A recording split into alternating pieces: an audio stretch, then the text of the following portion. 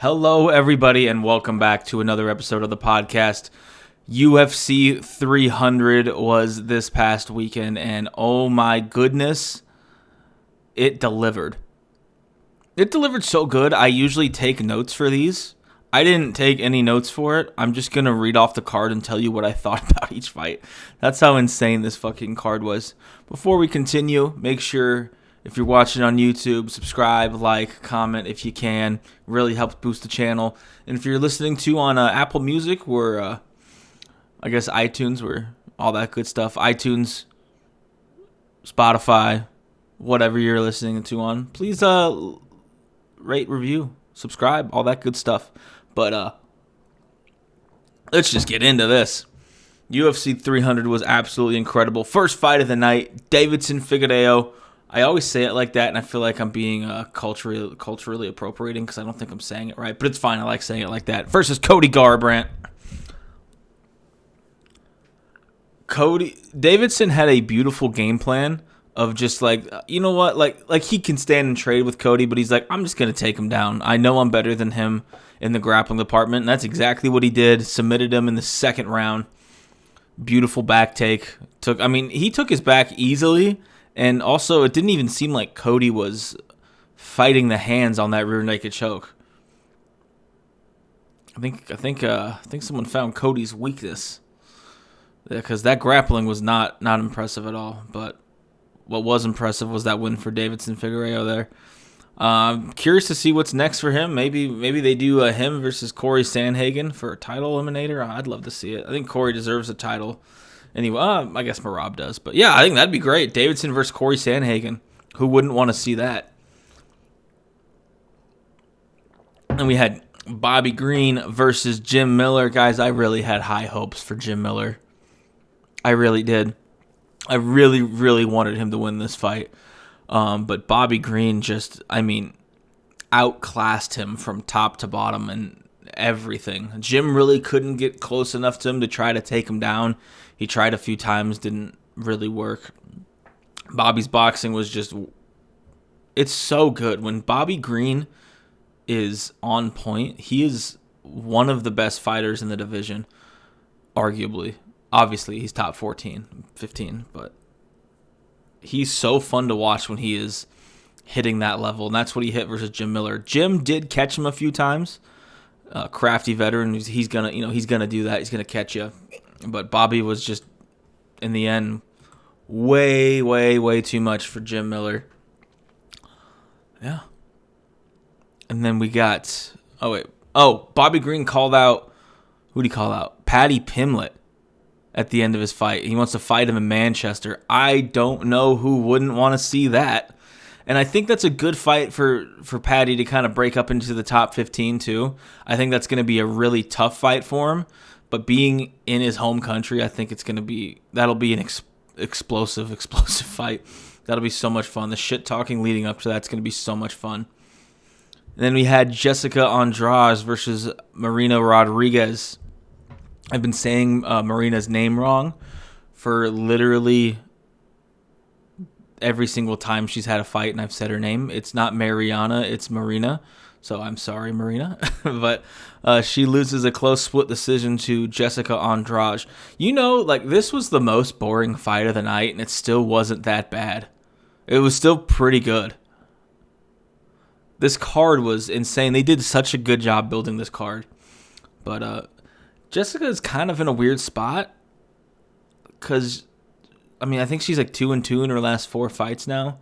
But it's like you can't really put her in for a title again because she keeps fighting for titles.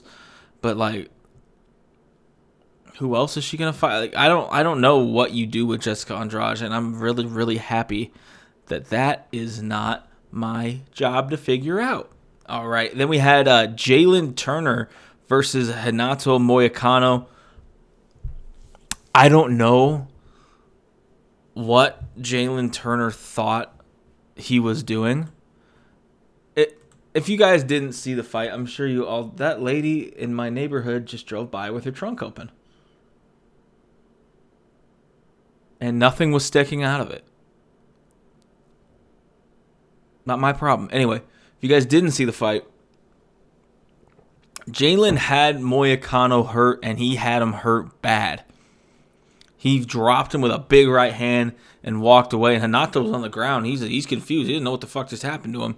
And he's like, I guess I'll get up. And then Jalen looks at the ref like, are you going to stop it? No, he's not going to stop it. He got up right away. And people are thinking it's like, oh, maybe he didn't want to go into Hanato's guard because obviously his jiu-jitsu is really good. But, I mean, there was like 15 seconds left in the fight. Not in the fight, but in the first round. So, I mean, if you get submitted in 15 seconds, that's bad. It might happen, but go try to finish that fight. I don't know what he thought he was doing. Maybe he thought he was like, oh, I'm going to get the walk-off knockout and I'm going to get the $300,000 bonus. That didn't happen. Clearly that didn't happen.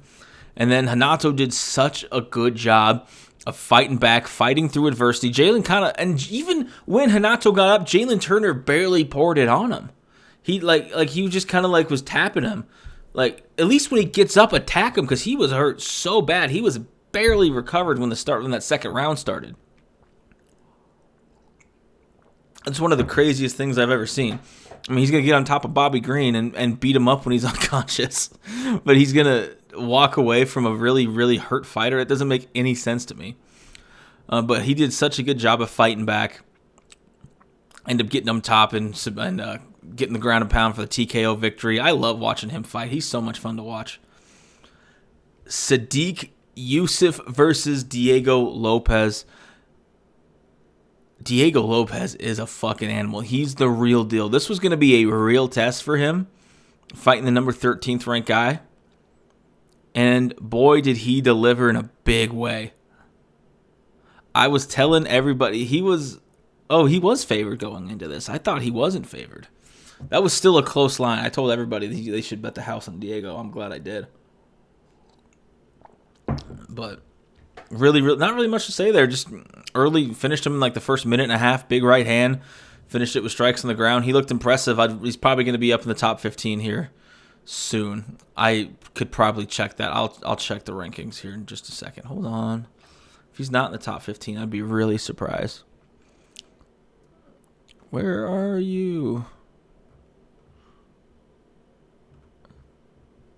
I'm stupid. There we go. No, not flyweight. Featherweight. Yeah, number 14. Sadiq's down to number 15. Impressive win by Diego Lopez. And then Holly Holm versus Kayla Harrison. Oh my God. Kayla Harrison is going to be an absolute problem. If she can continue to make this weight and look that good in the octagon, I mean, I don't think Raquel Pennington's beating her. Do you guys think Raquel Pennington's going to beat her? Do you think Juliana Pena is going to beat her? I don't think so. Do you think Amanda Nunes could come back and beat her? That's probably about it.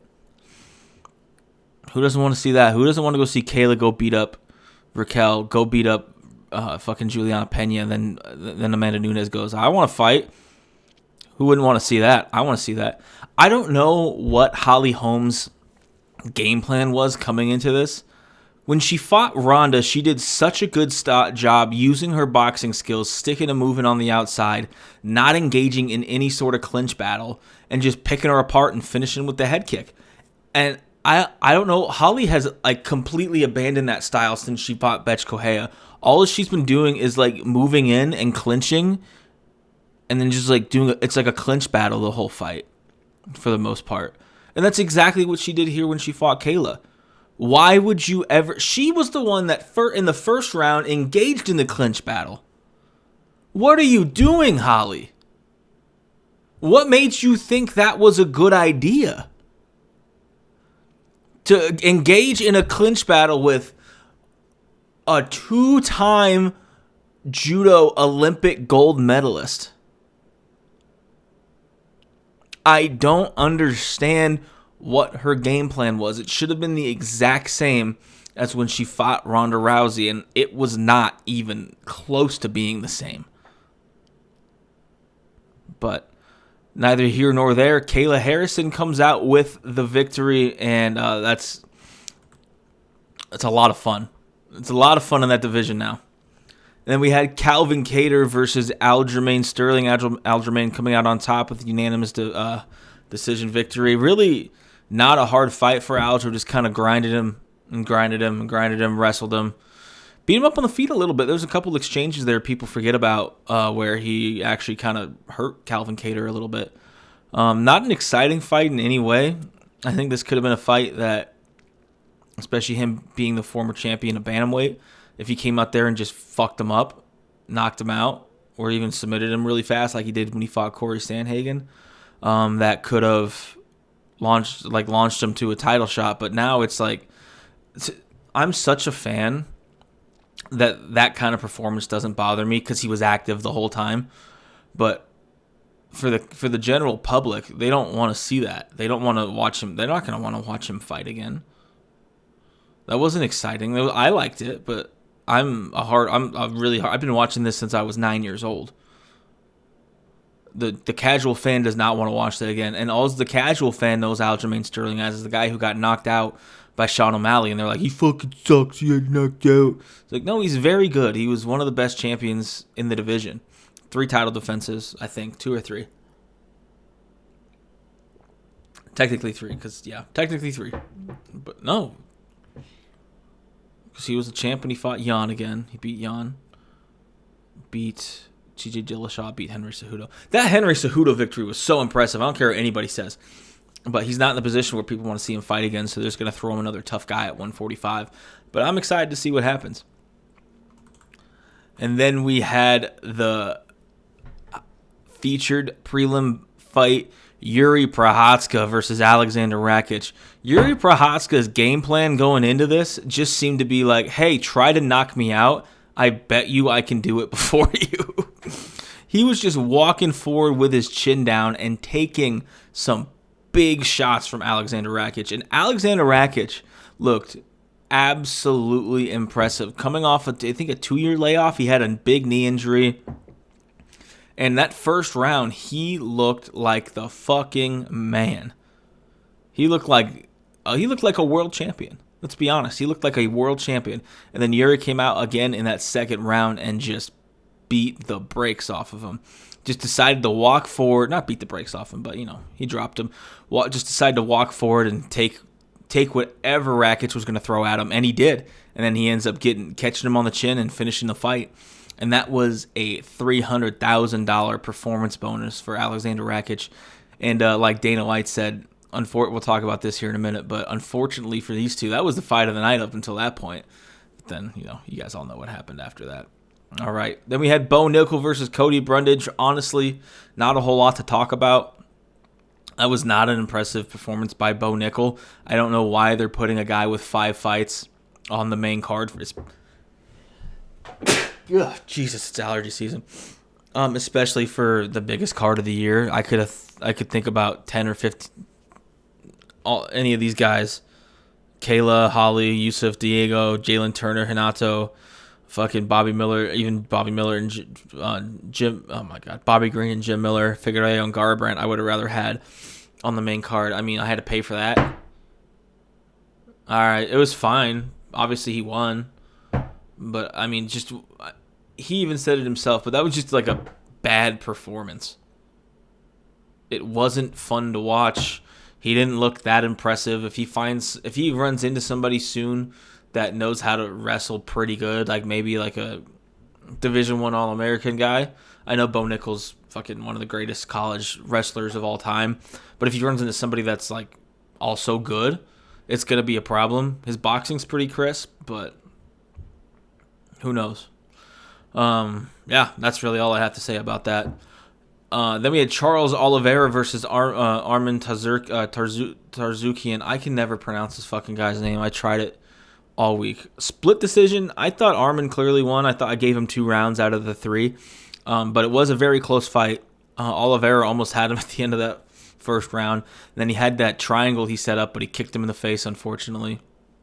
Arman really impressed me, if I'm being honest with you. He is the only guy I've seen who is not afraid to go to the ground with Charles Oliveira.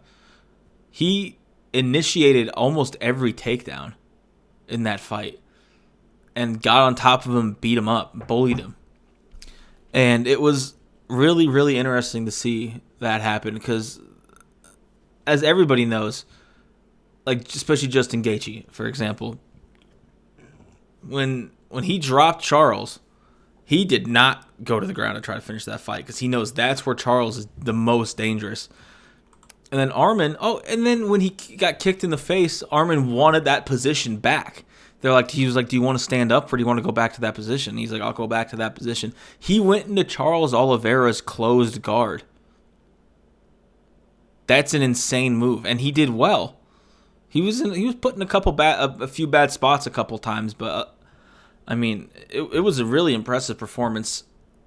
I would like to see him fight for the title next, but for some reason Dustin Poirier gets to fight for the title next.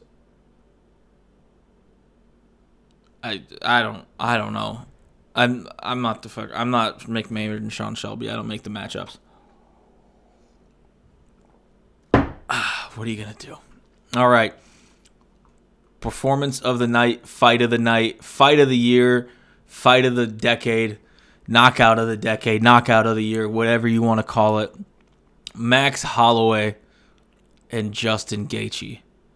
Oh my God. I gotta give it up for Max, dude. I did not think he was going to look that good at 155 pounds. His boxing was so crisp. His movement is... The way he moves around the ring, it's so hard to hit him. And he was just doing whatever he wanted to Justin Gaethje. And he was throwing those spinning back kicks. He never throws those. He caught Gaethje twice with it, 2 or 3 times with it. I don't know what there's so many options for Max Holloway. I don't know which one to pick. Do you let him fight for the title at 155? Do you, like, if let's say Dustin Poirier wins and Max is like, I want to fucking fight for the title. I want to fight Dustin Poirier again. That would be fun to watch. Does he go, because he was like, I want to fight Ilia Topuria. Does he go to Spain and fight Ilia Topuria? I'd want to see that. Ilia didn't look like he was too excited about that call out. The most insane knockout I have ever seen. That Max gave Justin the only, because he was up I think he was up 4 rounds to 1 at the end. He was definitely up 4-1. It could have been 5-0. It could have been a 10-8 round in there. I don't know. He gave Justin the only chance he had to win by slugging it out at the end, and he came out not only winning the fight, but knocking out Gaethje. I hope Gaethje takes a long layoff off after this because that was brutal. I have a category of knockouts to where, like, there's knockout. It's hard to explain, but there's two categories. There's two categories. Knockouts that you're like, oh shit, that was fucking sick, and there's knockouts that you're like, oh, and that was one of those. When you go back and watch it, that was one of those. Obviously, at first you were like, oh, holy shit, what the fuck, oh my god. But then, like, they show the replay and you're like, oh boy, that was such a brutal knockout. And I really hope Gaethje takes some time off after this. But yeah, I don't know what else to say about that. That was one of the most impressive performances I have ever seen. Max looked so good at 155 compared to how he did when he fought Dustin Poirier last time at 155. He said he was soft, and I was like, that's an excuse. Nope, he was right. He didn't have enough time to prepare. He had enough time to prepare for this fight at 155. And Max looked big. He looked strong. He looked fast. He looked healthy. He didn't look too small in there. He's 5'11", I think. How tall is Max Holloway? Let's take a look. Hold on. Hold, please. I believe he's 5'11". Go to height. Find height. I can't find it. Doesn't tell me. I'm going to go ahead and say he's 5'10", 5'11". But, yeah, he looked not too small in there. He looked fucking big. And that was just an absolutely impressive performance. Nothing more to say about that. And then Zhang Weili versus Yan Xiaonan was a fucking good fight, too. Weili had her out there at the end of the first round, but she's so lucky she got right back up. Those two girls went after those first three. The last 2 rounds of Whaley kind of controlled, but those first 3 rounds were so much fun to watch. This is why I hate people that don't like to watch the women's fights, because this fight, I mean, compared to the Max Holloway versus Justin Gaethje fight, you go to this fight and you're like, this is boring. It wasn't. If that fight was on before, you wouldn't have said that. That fight was really, really fun to watch. Whaley is such an animal, man. She is so good in every aspect of the game. I was listening to Dean Thomas talk about her the other day. I was listening to that podcast he did with Rogan and John Rollo and Matt Serra, and he was saying every time he goes to the PI, Whaley is there. Every time. All that girl does is train. That's all she cares about. And when somebody is that locked in, it is nearly impossible to beat them. And Jan did such a great job, but Whaley is just in a completely different conversation. Hats off. Great fight. And then the main event, Jamal Hill versus Alex Pereira. That was just that was an easy fight for Alex, it seemed like. I knew when Jamal Hill said he wanted to stand and trade with him, I was like, that's not good. Bet on Alex. It's a horrible idea. Everybody that has said, except for Izzy, that they want to stand and trade with him, Sean Strickland, for example, has ended up with the same fate. And that moment of him getting kicked low, waving off Herb Dean, and then landing that big left hook on Jamal Hill was absolutely one of the cool. And then this that's one of the coolest moments in MMA history. And then he gets on the mic and says he wants to fight at heavyweight in Brazil in 3 weeks. Give him Tom Aspinall. I don't care if he's too small. Okay? I don't care. I want to see it happen. Let's speed run Alex Pereira's UFC Hall of Fame run. Let's do it. Why not? I got that from Luke Thomas, by the way. I didn't come up with that. Let's fucking do it. Do I think he can beat Tom Aspinall? I don't know. Probably not. Tom Aspinall is a big boy. But I really want to see it. When he has, as Teddy Atlas calls Daddy, Racer in his left hand, in his right hand too, his right hand, he hits fucking hard with both hands. I want him to fight anybody. Imagine him becoming a triple champion in the UFC. What's he, 10-2 now? 13 fights in to his MMA career? That would be absolutely insane. I want to see it. I don't care what any of you say. All right. My MMA picks this week. We did the whole card. So Verdict is actually putting up the prelims and the main card in every single fight now. So I'll be picking the entire card from now on. I can't remember what my overall record is after this weekend. I will put it right here. But we went 9-4 this weekend. So I think we're 40-something and 50-something. I don't know. I'll put it right there. Good fight for betting action. I didn't bet because I don't live in a legal state. It fucking sucks. It's probably good for my bank account, but I wish I could, especially on nights like this. It was absolutely insane. I believe we have a week off. I don't think anything is going on this weekend. I want to say it's it's the 27th, so not this weekend, but we have a week off. Then we go to Alex Perez. Was it Alex Perez? Matthew Nikolai and Alex Perez is the main event next week. Oh, we also have Ryan Spann fighting. That should be fun. Anyway, and then we go to Pantoja versus Urseg, and hopefully Tom Aspinall versus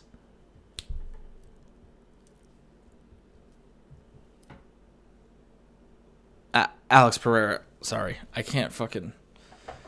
That's bad. I can't remember anything. All right. That is going to be it for today. Make sure you guys rate, review, subscribe on iTunes, all that good stuff. Like and subscribe on YouTube if you like my content. I really appreciate everybody tuning in, and we will see you next week.